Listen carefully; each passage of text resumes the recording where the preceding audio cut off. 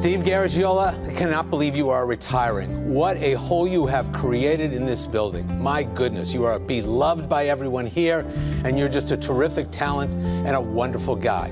But you do have one problem. Your unbridled love for Notre Dame is unbelievable, which means we know you're not retiring. You're just moving to Baton Rouge to be with Brian Kelly at LSU. Pfft, nice try. Enjoy it, though. How about that? Are you moving? No, okay. We would never move. All right, well, so tonight's all about Steve, right? But we still have to get to some business. Player of the Week was an obvious choice. 44 years in broadcasting, 27 of those right here at Local 4, and as Bernie said, biggest Notre Dame fan on earth. Yeah, I fumbled a few times in those years, but that's okay. Yeah, we won't talk about that. Mostly home runs, Steve. Yeah. Now, you remember Steve started out in the sports world and was one of the best to do it there as well. Steve, we actually ran into a guy you might know, the very first guy to hire you as a sports reporter for the Notre Dame campus radio station. Take a look. Steve and I both attended the University of Notre Dame. My senior year, I was the program director of the campus radio station. We broadcast through all the dorms at Notre Dame and St. Mary's. Steve came in to audition during his freshman year for sports. Kevin O'Neill now works at WJR for the Mitch Albom Show. He says he knew back in 1973 Steve was special. He was from a very well-known family. You would never know that talking to either Steve or his brother Joe. They were just regular guys. He could rip a story and just interpret it and write it and just make it sound like it was one-on-one, just like I'm talking to you now, Jamie. That's the way Steve was with the audience. In the NBA playoffs. After graduation in 1977, Steve started working in the sports world. He brought his signature style to TV. You've been to the Rose Bowl. We're talking a pro championship now. Hey, that's better than us. That's better than us, Steve. I tell you. I can't argue with the big fella either. We're having fun down here, Bill. You guys are more of a team than that. We really are. More so than most teams. Yeah, I think that's probably, and we'll talk about that a little bit as well. But the championship team is here with us. Why is the event called Skeleton? Historians seem to agree it's one of two reasons. First, 50 years ago, the old wooden sleds really resembled the bony frame of a skeleton. Or second, if you crash, that's about all that's left. Sorry, pal.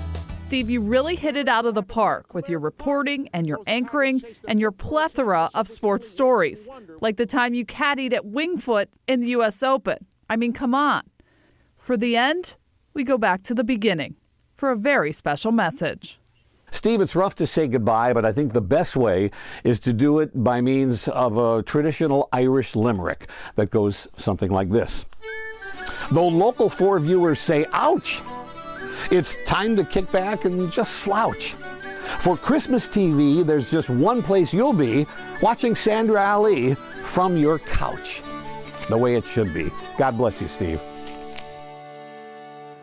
Yes, and God bless you all. We went way back for that one. Oh, my, you know, at Notre Dame, we did play-by-play of the football games. And, man, I think I'm Al Michaels, you know, in front of the mic there. And it was only going back to the dorms where nobody was there because they were all at the stadium. Right. And the infirmary where kids were sick and the old priest's home. So there were like 6 people ever listening. But, boy, we were big time doing football. You honed your skills, though. Yeah. Right then and Oh, there. my gosh, that was fun. And you've been through the stages. We talked about your career tonight. Do you remember a sports story you covered that you loved the most? You know what's interesting? The most exciting event I ever covered, and people laugh at this, was WrestleMania when it was at the Silverdome.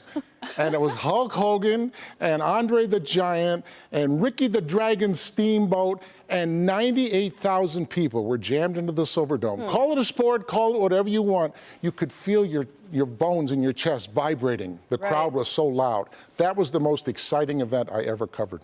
Incredible. And the Wingfoot thing is just... Well, caddying in the U.S. Open. I caddied for Gary Player in a practice round, played in a group with Jack Nicklaus and Arnold Palmer, where I carried for Jim Colbert. So, yeah, to be a participant in a sporting event, the U.S. Open at Wingfoot was the most exciting. So many beautiful memories. Oh, my gosh, yeah. Yeah. All right. Well, stay there. This is crazy. You're not allowed to go anywhere.